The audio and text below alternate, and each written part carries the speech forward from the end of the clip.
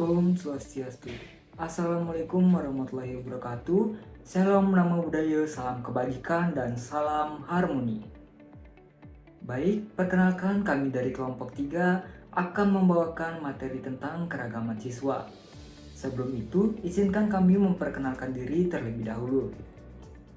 Yang pertama ada rekan saya Wirayanti Nona Ala Rusman dengan nomor NIM 2210210005 dari Fast Track. Yang kedua ada saya sendiri IKD Aira Gunawan dengan nomor NIM 2529071015.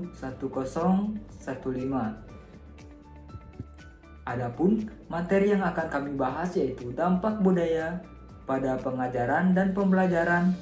Yang kedua ada pengaruh status sosioekonomi terhadap pencapaian siswa.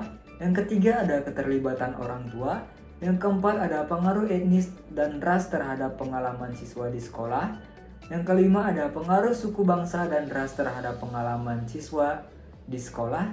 Yang keenam ada pengaruh perbedaan bahasa dan program di bahasa. Yang ketujuh ada pengaruh gender dan upaya menghindarinya. Dan yang kedelapan ada perbedaan kecerdasan dan gaya belajar siswa. Nah, pada materi selanjutnya ini akan dibahas oleh rekan saya. Untuk rekan saya persilakan. Baik, terima kasih atas kesempatannya. Jadi yang pertama yaitu pendahuluan. Pendidikan merupakan proses yang tidak dapat dipisahkan dari konteks sosial budaya, ekonomi maupun individual siswa. Setiap anak datang ke sekolah dengan latar belakang yang beragam, mulai dari budaya, status sosioekonomi, keterlibatan keluarga, etnis, suku bangsa, bahasa, hingga gender dan gaya belajar. Keberagaman ini dapat menjadi potensi sekaligus tantangan dalam proses pengajaran dan pembelajaran. Guru dituntut memiliki kepekaan, pemahaman, serta strategi yang tepat agar perbedaan yang ada tidak menimbulkan kesenjangan, melainkan dapat memperkaya proses belajar di kelas. Dalam konteks inilah penting untuk membahas berbagai faktor yang mempengaruhi pengalaman siswa di sekolah, mulai dari dampak budaya, status sosioekonomi, keterlibatan orang tua, hingga perbedaan bahasa, gender, dan kecerdasan. Dengan pemahaman yang komprehensif, diharapkan pendidikan dapat berjalan inklusif, adil, dan sesuai dengan kebutuhan setiap individu. Sub yang pertama yaitu dampak budaya pada pengajaran dan pembelajaran. Budaya memiliki pengaruh penting dalam proses pengajaran dan pembelajaran karena membentuk cara berpikir, berkomunikasi, serta berinteraksi antara guru dan siswa. Siswa dari budaya kolektivis biasanya lebih nyaman belajar dalam kelompok, sementara budaya individualis lebih menekankan kemandirian. Demikian pula guru, dari budaya hierarkis cenderung menekankan disiplin dan metode ceramah, sedangkan budaya demokratis lebih terbuka pada diskusi. Pola komunikasi juga berbeda, seperti menatap guru langsung yang dianggap wajar di Barat tetapi bisa dinilai tidak sopan di Asia. Selain itu, ekspektasi orang tua terhadap hasil belajar turut dipengaruhi budaya. Ada yang lebih menekankan akademik, ada pula yang menekankan karakter. Sub yang kedua yaitu pengaruh status sosioekonomi terhadap pencapaian siswa. Status sosioekonomi memiliki pengaruh yang sangat kuat terhadap pencapaian siswa, baik secara langsung maupun tidak langsung, karena berkaitan dengan akses terhadap sumber daya, lingkungan belajar, serta dukungan keluarga dan komunitas. Pertama, peran praktik pengasuhan anak sangat menentukan perkembangan awal siswa. Orang tua dengan status sosioekonomi tinggi umumnya mampu memberikan stimulasi kognitif dan emosional yang lebih baik. Sebaliknya, keterbatasan ekonomi sering membuat pengasuhan lebih berfokus pada pemenuhan kebutuhan dasar daripada pengembangan potensi anak. Kedua, terdapat hubungan antara penghasilan keluarga dan pembelajaran pada musim liburan. Penelitian menunjukkan bahwa siswa dari keluarga dengan penghasilan tinggi cenderung tetap mendapatkan akses kegiatan belajar tambahan, kursus atau aktivitas rekreatif, edukatif selama liburan. Sementara itu, siswa dengan keluarga berpenghasilan rendah lebih beresiko mengalami learning loss karena keterbatasan fasilitas belajar di rumah. Ketiga, peran sekolah sebagai lembaga kelas menengah juga penting. Sekolah umumnya didesain dengan standar nilai dan kebiasaan kelas menengah, seperti kedisiplinan, keteraturan, serta orientasi pada prestasi akademik.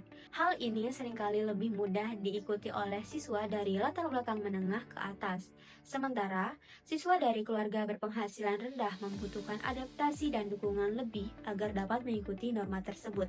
Keempat, faktor sekolah dan komunitas turut mempengaruhi pencapaian siswa. Sekolah yang berada di lingkungan dengan dukungan komunitas kuat, fasilitas lengkap, serta kualitas guru baik akan lebih mampu memberikan kesempatan belajar optimal. Sebaliknya, sekolah di daerah keterbatasan ekonomi sering menghadapi masalah fasilitas, tenaga pendidik, dan dukungan lingkungan. Yang kelima, kemitraan antara sekolah, keluarga, dan komunitas menjadi faktor penentu dalam meminimalkannya kesenjangan akibat sosioekonomi. Ketika sekolah mampu membangun hubungan yang erat dengan keluarga serta komunitas, maka keterbatasan ekonomi dapat diimbangi melalui program beasiswa, dukungan belajar, atau kegiatan kolaboratif yang melibatkan orang tua dan masyarakat. Sub yang ketiga yaitu keterlibatan orang tua.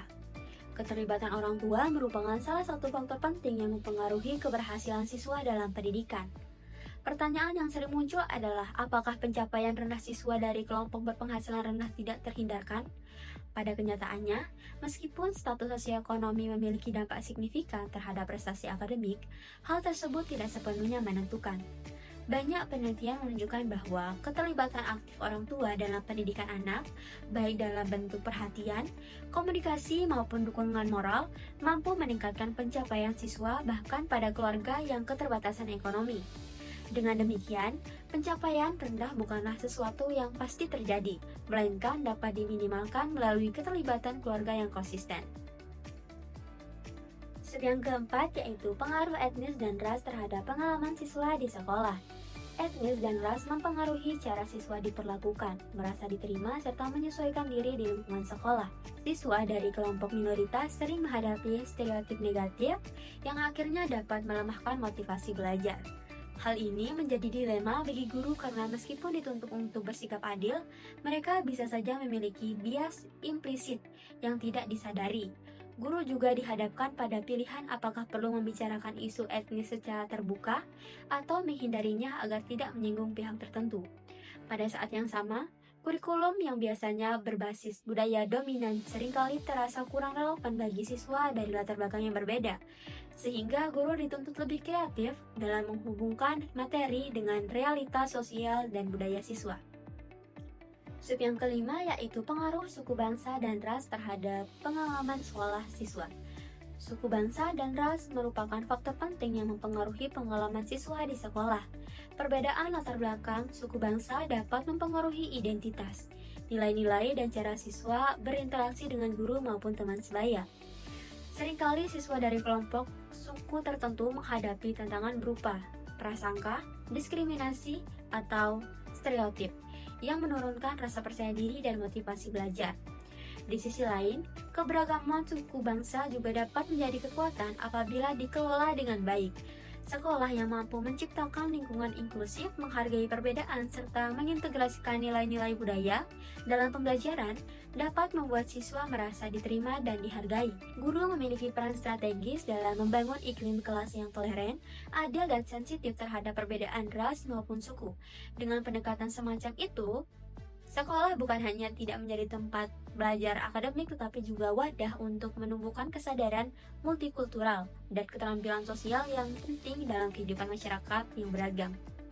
Untuk materi selanjutnya akan dijelaskan oleh rekan saya. Baik, terima kasih atas kesempatannya. Selanjutnya yang keenam ada pengaruh dan perbedaan bahasa dan program di bahasa terhadap pencapaian siswa. Nah, dalam perbedaan bahasa seringkali menjadi salah satu hambatan utama bagi siswa dalam proses pembelajaran.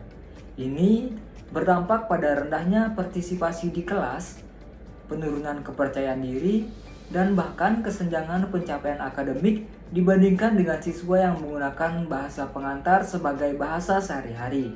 Untuk menjembatani hal tersebut, program di bahasa hadir bisa membantu siswa. Dan yang ketujuh, ada pengaruh gender dan upaya menghindarinya. Nah, dalam pengalaman siswa di sekolah juga sangat dipengaruhi oleh gender. Karena seperti anggapan bahwa anak laki-laki lebih cocok dalam sains dan matematika, sementara anak perempuan lebih menonjol di bidang seni dan bahasa, seringkali mempengaruhi cara guru untuk memperlakukan siswa tersebut. Nah, untuk menghindari ketidakhadiran gender, guru perlu secara aktif menciptakan keseimbangan dalam interaksi di kelas, memberikan kesempatan yang sama, serta menggunakan materi pembelajaran yang inklusif. Selanjutnya yang ke-8 ada perbedaan kecerdasan dan gaya belajar, di mana teori multiple intelligence dari Howard Gardner menekankan bahwa kecerdasan manusia tidak hanya terbatas pada kemampuan linguistik saja dan logis matematis, melainkan juga mencakup kecerdasan spasial, musikal, kinestetik, interpersonal, intrapersonal, hingga naturalis. Perbedaan ini menyebabkan setiap siswa memiliki gaya belajar yang unik dan cara terbaik mereka masing-masing untuk memahami materi. Keberagaman budaya, ekonomi, orang tua, etnis, bahasa, gender, dan kecerdasan mempengaruhi pengalaman belajar siswa, sehingga setiap potensi unik perlu difasilitasi secara adil oleh guru, orang tua, maupun pihak instansi seperti sekolah. Mungkin itu saja yang dapat disampaikan dari kelompok kami. Jika ada kesalahan kata, mohon dimaafkan. Saya tutup dengan ucapan Prama Santi. Om Santi Santi Santi Om. Wassalamualaikum warahmatullahi wabarakatuh. Shalom, namo buddhaya, salam kebajikan dan salam harmoni.